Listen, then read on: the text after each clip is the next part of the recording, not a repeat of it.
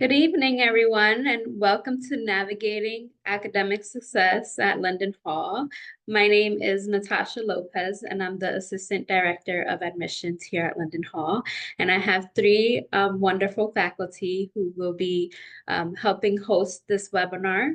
And so as I begin asking them questions, you're welcome to submit your questions through the Q&A or the chat, and I will ask questions. This is for everyone to learn more about the academics at Linden Hall. So even though I have my questions, please feel free to ask. And so I will start with introducing our guest today.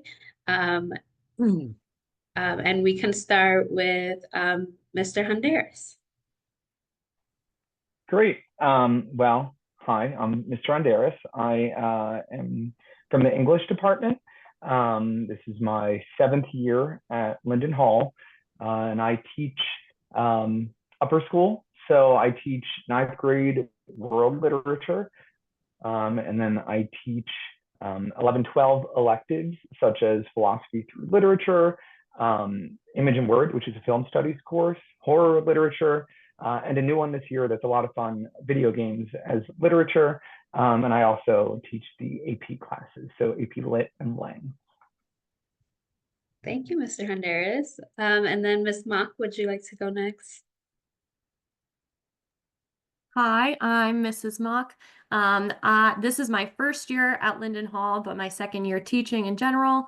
I teach mathematics at Linden Hall. I teach all the algebras except for Algebra 3. So pre-alg, Algebra 1, Algebra 2. Yeah, that's about it. Thank you. And then Mrs. Workman. Hi, my name is Mrs. Workman. I teach the upper school of fine art classes at Linden Hall. This is my 31st year at Linden Hall. The courses that I teach are I teach 2D art, which is drawing, painting, and printmaking. I teach 3D art, which is sculpture, mixed media, and artist book. I teach ceramics 1 through 4. I teach a 3D portfolio course, and I teach a wearable art course. Thank you. So before I start with my first question, I just want to remind everyone that you're welcome to submit your questions through the chat. But my first question is for all three of you. And so it's what drew you to work at and teach at Linden Hall? Ms. Workman, would you like to start us off? Sure. What drew me to teach at Linden Hall was number one, the single-sex education. That was important to me. Small classes I had taught in the public school for a while, but I really cherished the idea of teaching small groups of students, and I really enjoyed the idea of it being an international population. And the benefit of that has been that it's sort of a reciprocal learning environment in the classroom, where I'm learning about different cultures and different ways of representing their visual arts, while I'm sharing the American way. Thank you. Mr. Honderas? Yeah, so I remember back when I was applying for my first teaching job, I saw that Linden Hall had an opening, and it's actually kind of funny because I was initially interested from the perspective of a student who grew up in the area who knew that Linden Hall was a good school, because I was a nerd and I would like compete with the girls' SAT scores to see if I could do better than the Linden Hall kids, and I could never top them. I could never top their scores. And I really remember that when I was graduating from college, that was such a good school.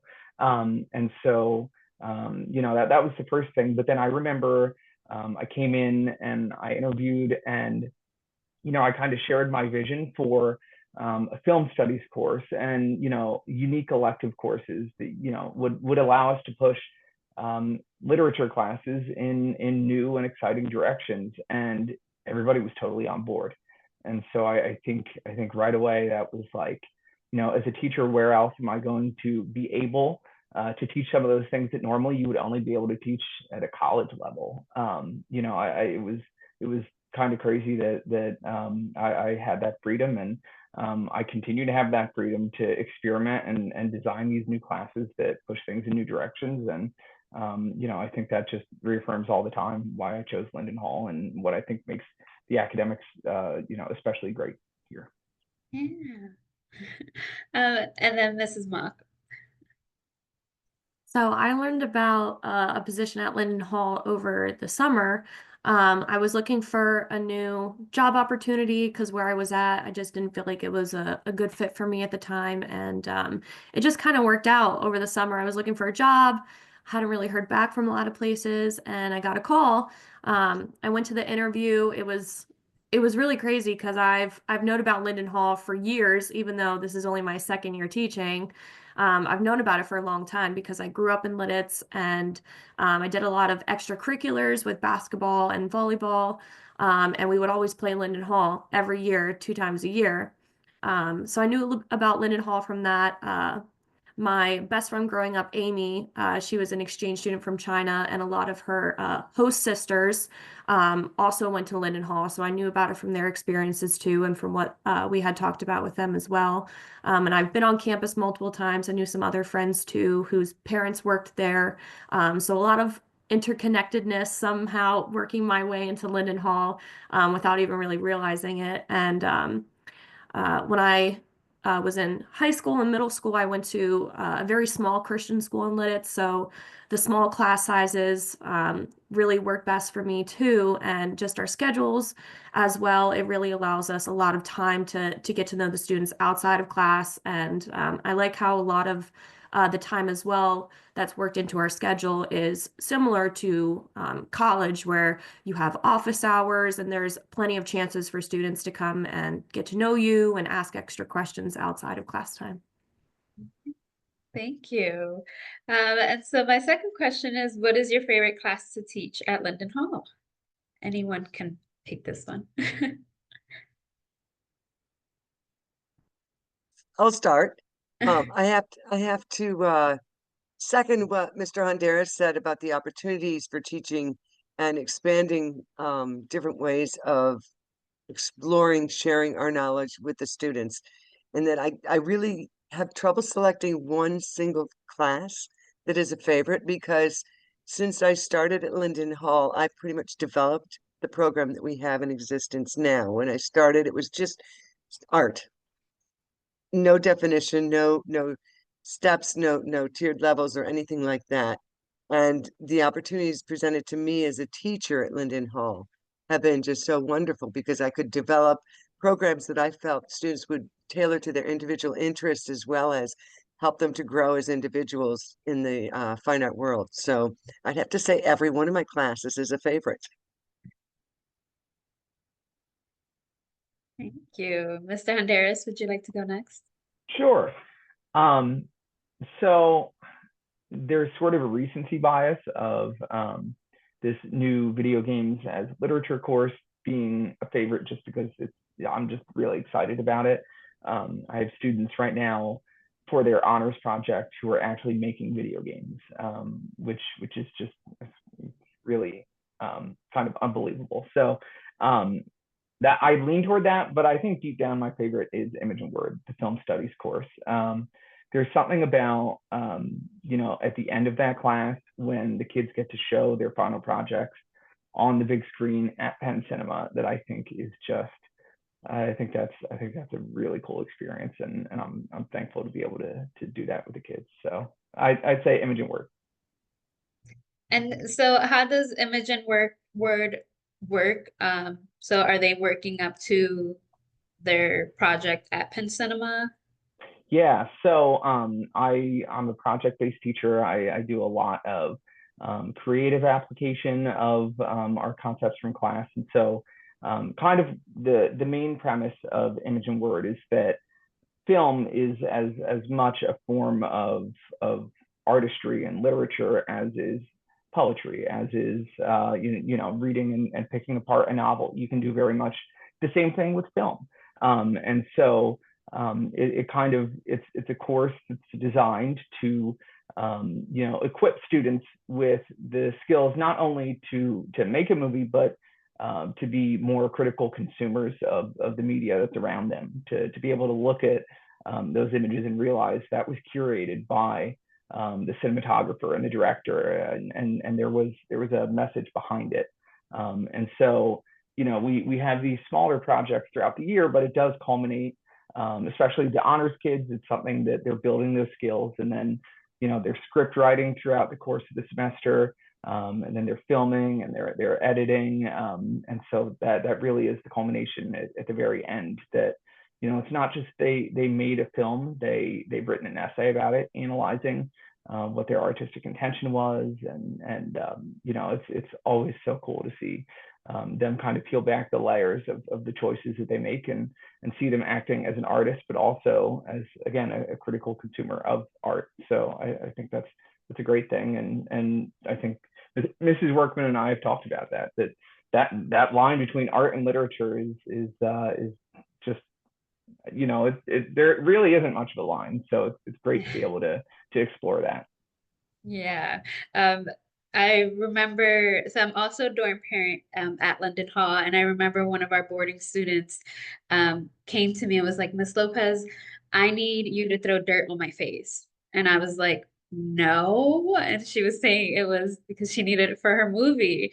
And I was like, no, thank you. So she got one of her friends to do it, but it was so funny. And Mrs. Mock, what's one of your favorite classes to teach? So I have all of the algebras, and with algebra, everything is interconnected. You're learning something new the next year that's interconnected with something you learned the previous year.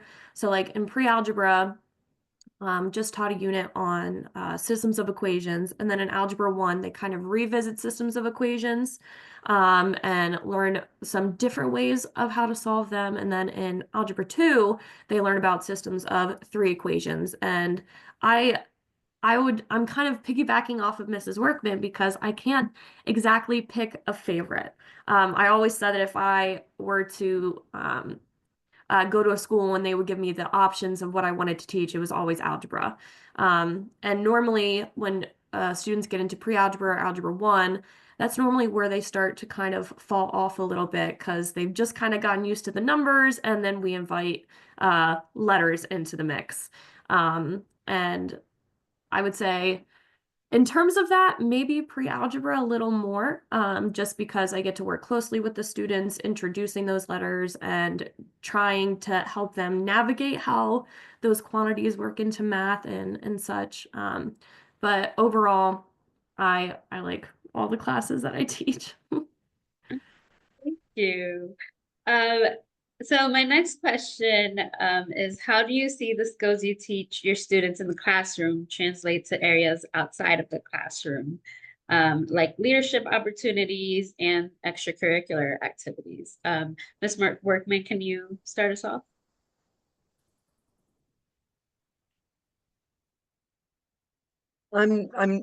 I interpreted that question a little differently, perhaps, than what you're saying. Could you repeat it one more time, please? Yeah. How do you see the skills you teach your students in the classroom translate to areas outside of the classroom? Oh my goodness, everything is all interconnected. Um, I teach I, I teach them I teach them skills. I teach them critical thinking. I teach them that you can't, that all our disciplines are interconnected. So Mr. Honderas has them doing films. I have them visually telling stories with their artwork. I have Mrs. Mock is doing numbers with them, and we're doing math within art. And I help them to see that everything is interconnected and that they can grow as an individual if they develop their critical thinking and problem solving skills through making art. Um, and this will prepare them for jobs outside of school and in the future, even if they don't go into art. These skills that they're developing by making art and taking the classes are going to help them with any job that they have down the road.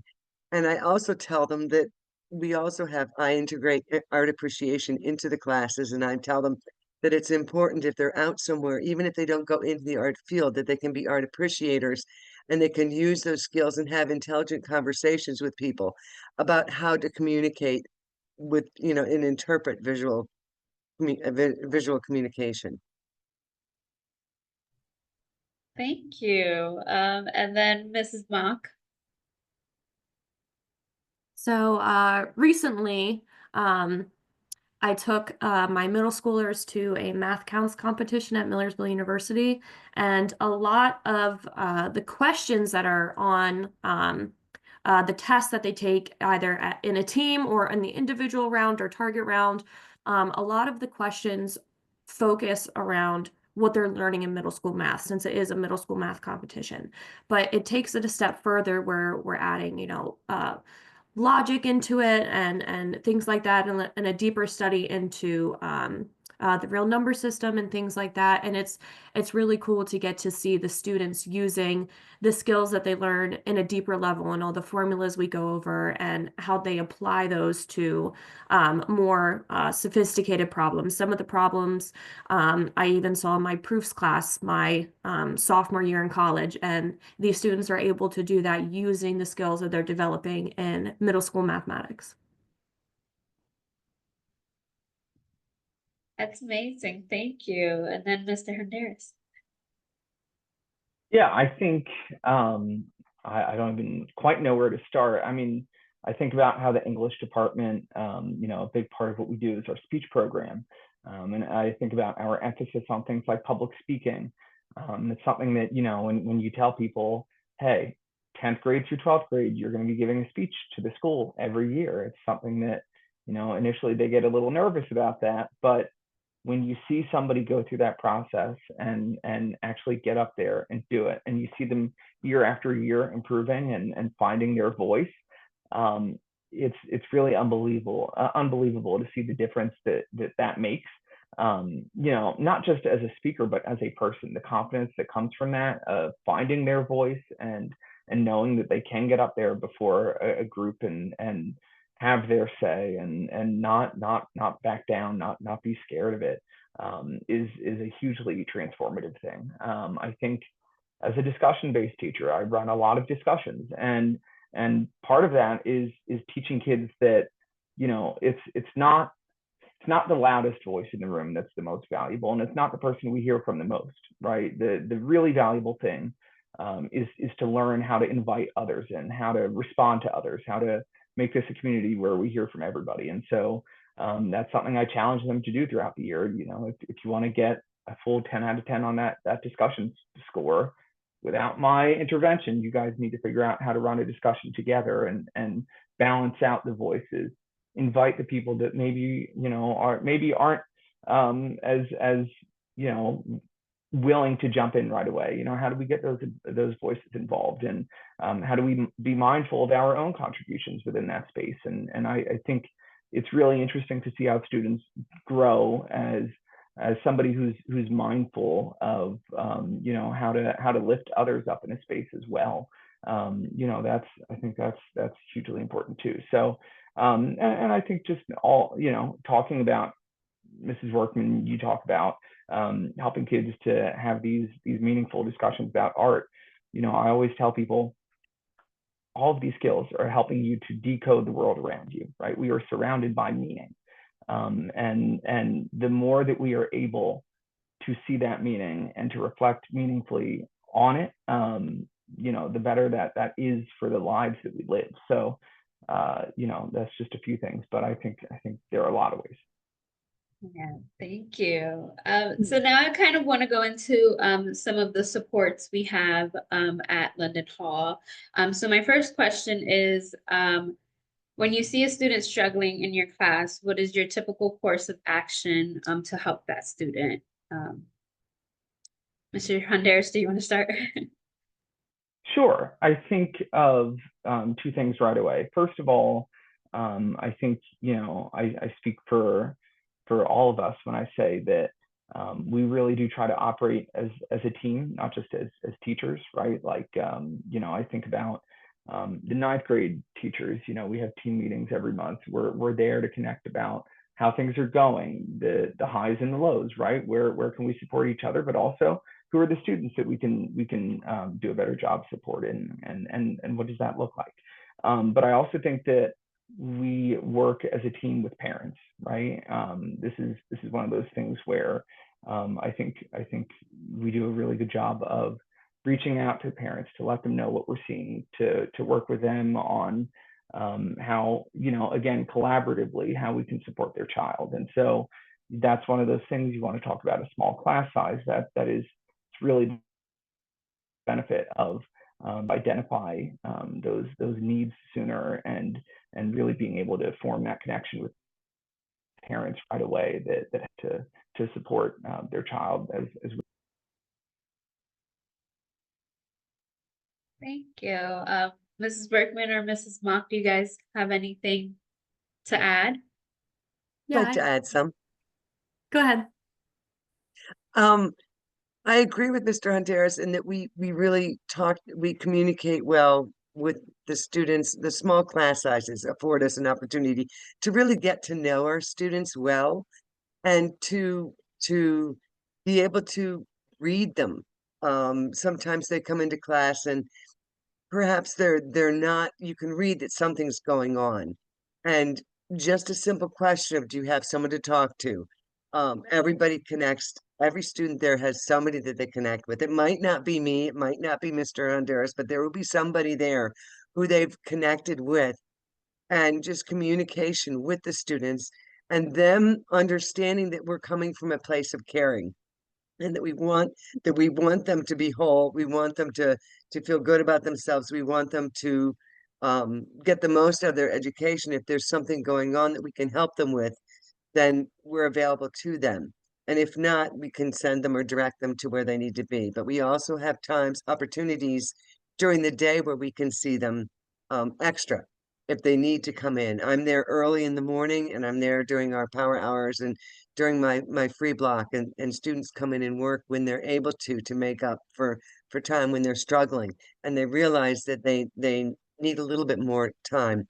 The other thing that we do is we communicate as a faculty very well, and we support each other, and we sort of know who is connecting with whom, and we can share with them, not in a negative way, but in a positive way, for the well-being of the student. To say, perhaps, your advisee came to me and they looked a little upset, you know, maybe reach out to them and see if there's anything you can do. So the communication is tremendous in that respect. Mrs. Mock, did you want to add something? Yes.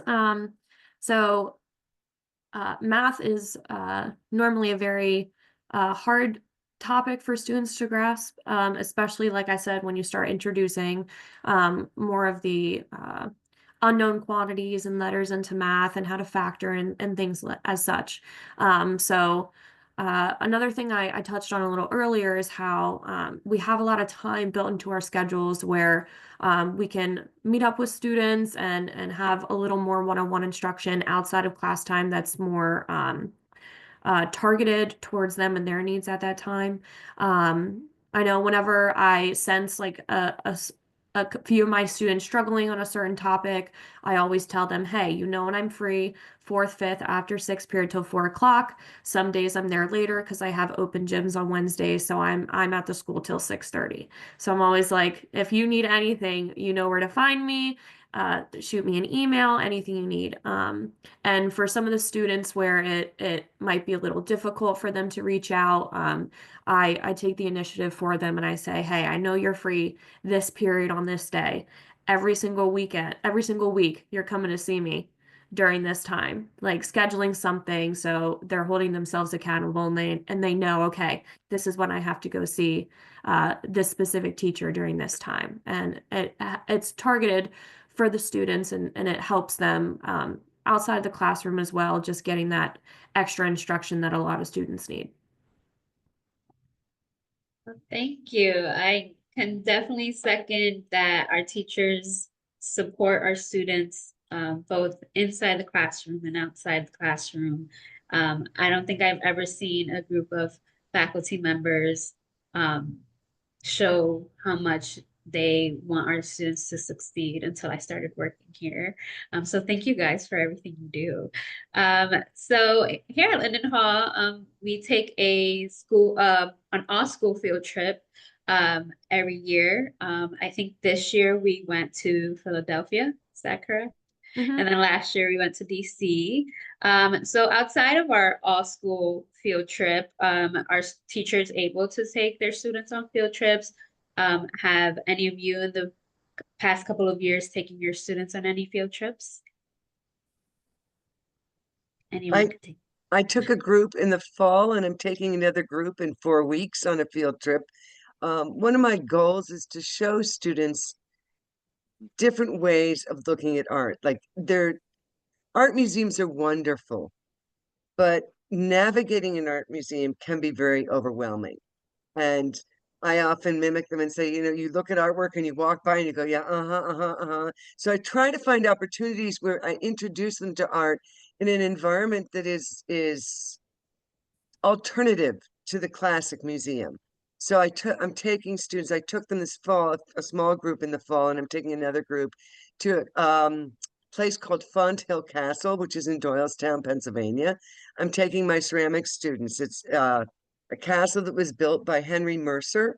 He was afraid of fire, so the castle is made out of concrete, and he founded the Moravian Tile Works. He collected tiles from all around the world, and he founded a tile work. So that there's incredible amount of ceramic tile work within the museum to look at, and to go to the tile museum itself too. So I find alternative ways. I've taken trips to I organized a trip to New York City one year to see Christo's gates when he put them up in the Central Park.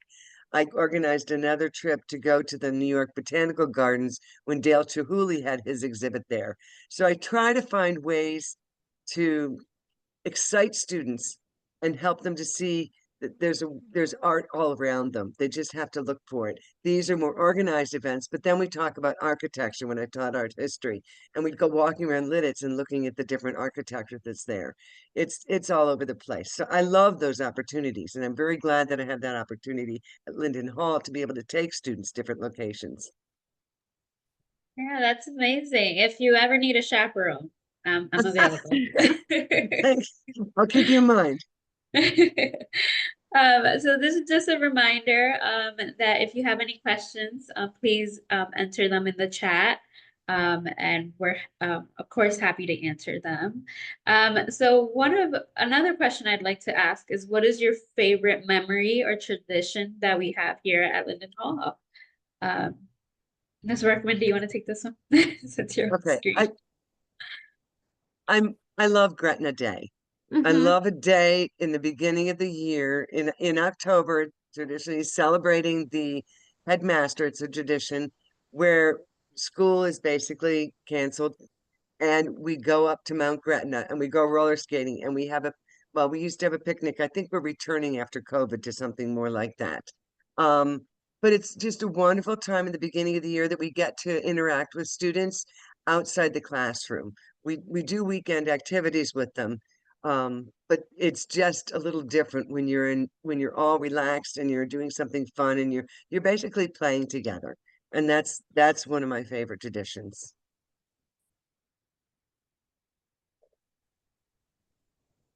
Can you repeat the question? Sorry, my Zoom crashed, but I'm back. It's okay. My question was, what's your favorite tradition or event or memory at Linden Hall? Mm. Mrs. Mock, do you have yours as well? Mr. Hundaris thinks of his. I would say I think my second favorite so far was definitely Gretna Day, because it was also a really cool time to get to like speak with other faculty members too, if we were paired up, like going on a hiking group or skating.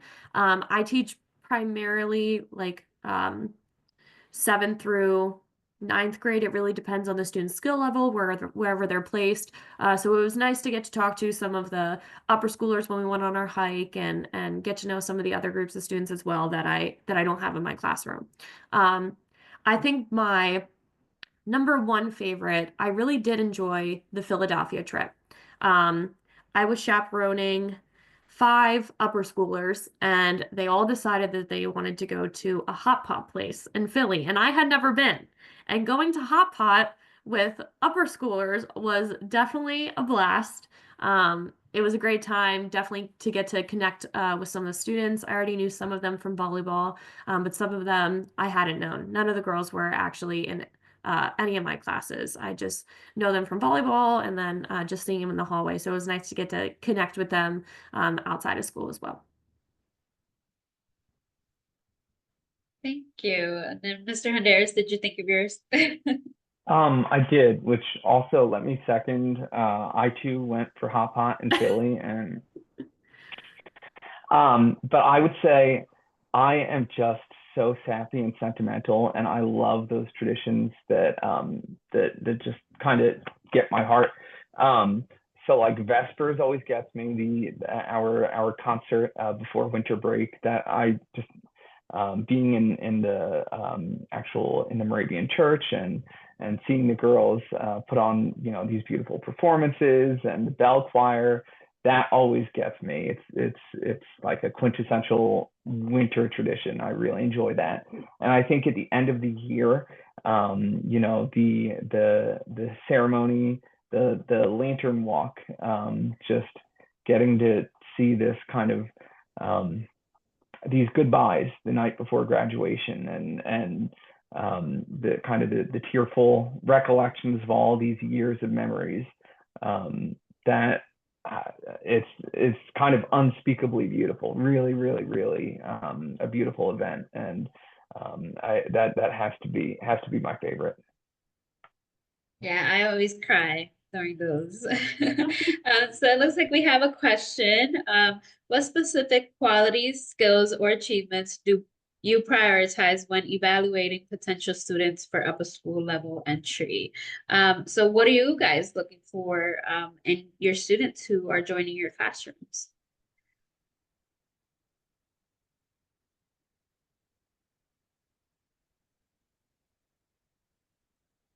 Okay, I'll go first. When students come into my classroom, I try to spend some time getting to know them and letting them know right off the bat that this is a small school environment, and that we recognize them as an individual.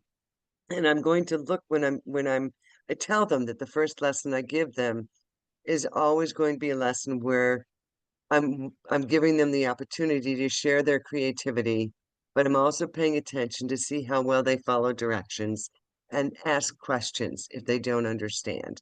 So it's sort of they're sort of assessing me and I'm assessing them as they go through the first lesson. And usually there's a lot of conversation when they're working, so we get to know each other a little bit more in that way. But I tell them that I my goal is to help them grow as individuals. And that if I give a lesson and every single lesson that students produce looks the same, then I've failed them, because my goal and intent is to nurture them as an individual. So please let your individuality shine in the classroom.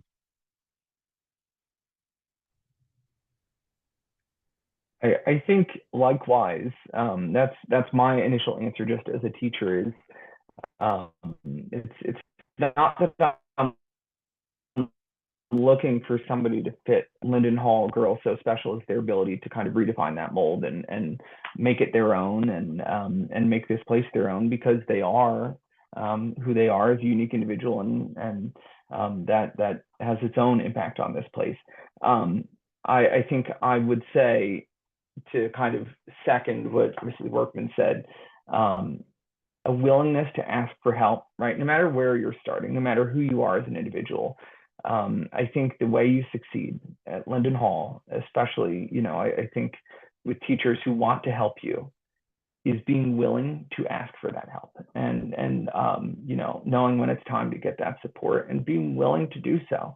I think that's so important on an academic level, and I think again, no matter who a student is as a person, that's what's going to set them apart in terms of their ability to succeed. Is can they lean on us in the times when they need us, and allow us to help them to take that next step. Thank you. We had another question. How accessible are teachers and academic support resources outside of class hours? I would say very, very accessible. Like I've touched on already, how our schedules are similar to a college schedule where a lot of our teachers and faculty have multiple prep times throughout the day where they're constantly available. So chances are one of your class periods is going to match up with theirs sometime throughout the week. And if it doesn't, right at the end of the day, um, teachers have office hours till 4 o'clock. So even when you're out of school at 3:34, even though that's when your school day ends, we're still there for 20, 30 minutes after the fact. Some of us, we stay a little longer if we're coaching or if we're doing something else with students outside of school. There's always going to be some sort of time where we're available and there for you. And like I said earlier, I get to school rather early. So students who are dropped off, day students who are dropped off at the bus can come see me. They have someplace to go and they can work extra if they want to, or if they've missed classes and they need to make up some class time. I also have boarding students who get up and if they have my class first in the morning, they like to come in and get started early so they can stretch the class time um, and really get a larger amount of work done when they're in the classroom. Thank you. I also want to add to that because as I said earlier, I'm a dorm parent and I've seen teachers and staff have weekend duty. And so sometimes our weekend duty, we're sitting at our dorm lobby area for any help. And I've always see when teachers are sitting there, a boarding student will come up to them and say, your assignment you gave this week, I still have questions. And then the teacher would just spend that extra time helping them during that time. And, you know, we have different study halls. And I've seen students use their free block or their study hall to like sit in the corner of a classroom and work on something in that classroom. And so, yeah, I definitely think there's a lot of support outside of the classrooms as well. So if we don't have any questions, I just have one more question for our teachers, and it's, can you offer one piece of advice to any student who's enrolling or applying to Linden Hall? And Oh, do you want to go? go ahead, go ahead. Okay. I would say take advantage of all Linden Hall has to offer. There's so many different clubs, so many different extracurriculars that you can join, especially if you're coming, if you're not local, if you're coming from out of state and you don't know anyone or out of the country, get involved as soon as you come. We also have, if you are local, we also have, I know, summer camp. So you can come in and kind of get to know our facilities, get to know some of the other students that are already enrolled or maybe also looking to enroll. So developing some connections there as well. And the really nice thing about Linden Hall too is that we have so many clubs that you can be a part of, and it is mandatory that you join one formal club that meets every Thursday after 6 o'clock.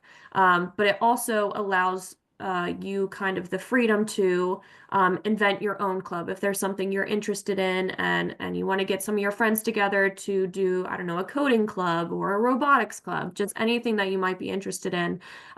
You have the freedom there to create what you want, and people are going to listen to your opinions and value, you know, your input if that's something that you would like to pursue.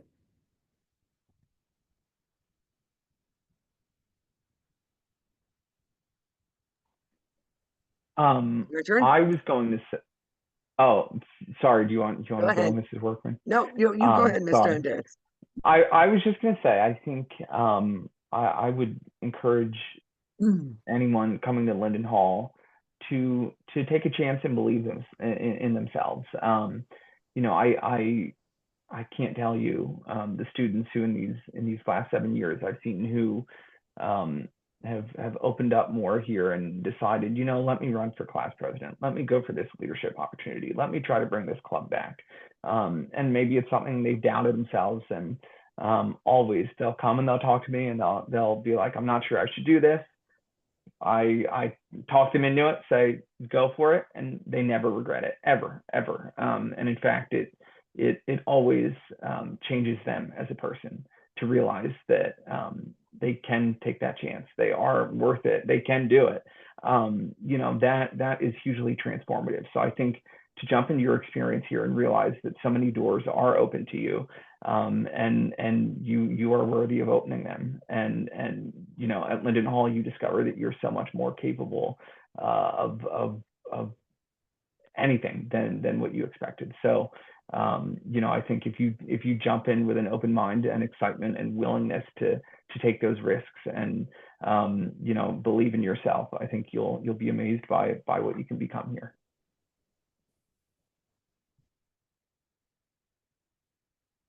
My turn now? Yeah. I wanted to say that I not only have I witnessed what Mr. Underis and Ms. Mock have shared about getting involved and being a part of things and stepping out of your comfort zone. But I have to say, my daughter went to Linden Hall. She attended Linden Hall.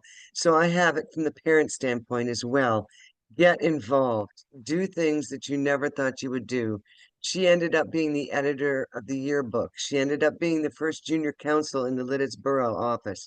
She had opportunities that she seized, and I don't know that she would have had those had she stayed in public school.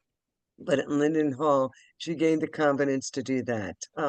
With our college admissions program, they really encourage students to handle everything. It was the easiest college applications I've ever had to go through because my daughter did it all with everybody at Linden Hall.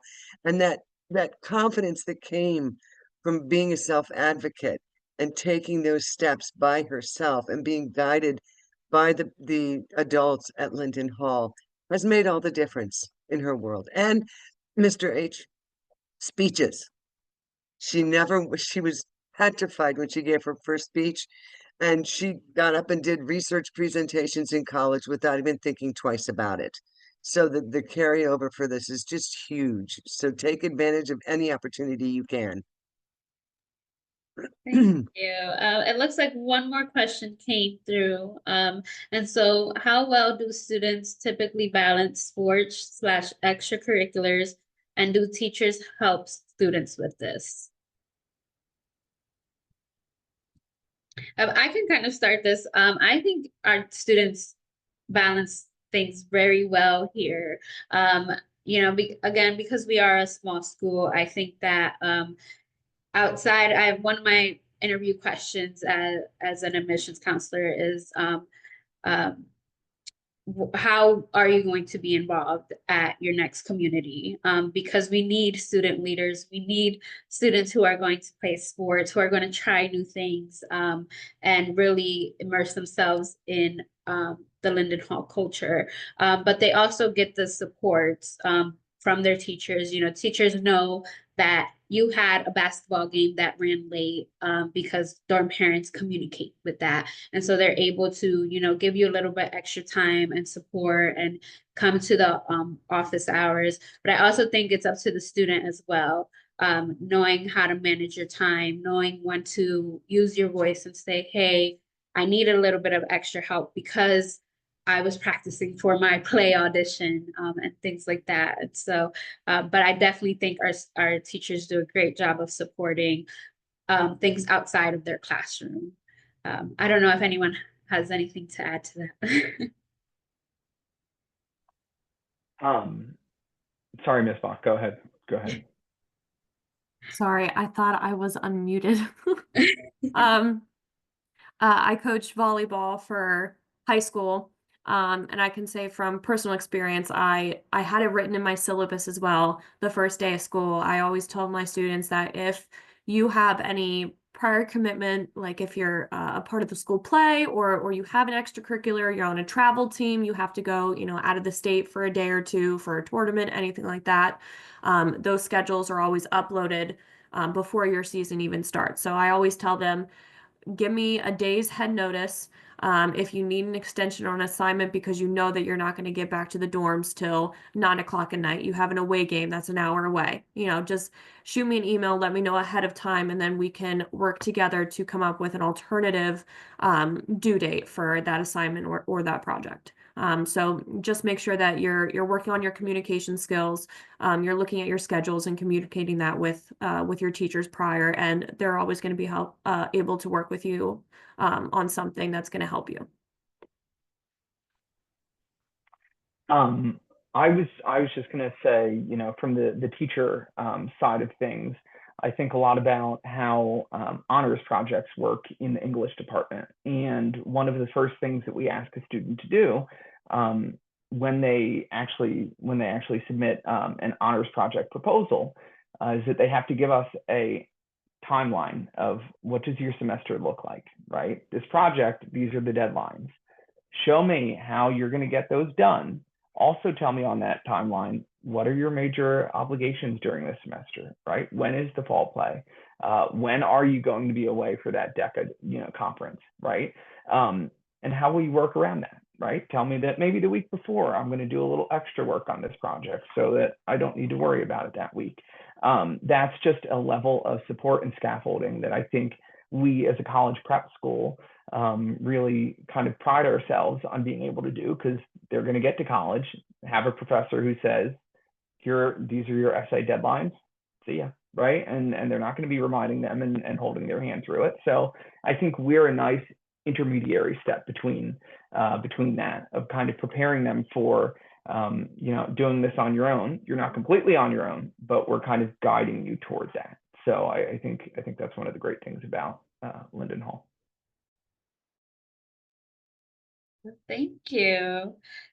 So if we don't have any more questions, I want to thank everyone for joining us this evening and spending the last hour with us. And if you have any more questions for myself or our teachers, please send them to admissions@lindenhall.org. Our teachers love getting questions and answering them. But thank you, and we hope you have a good night.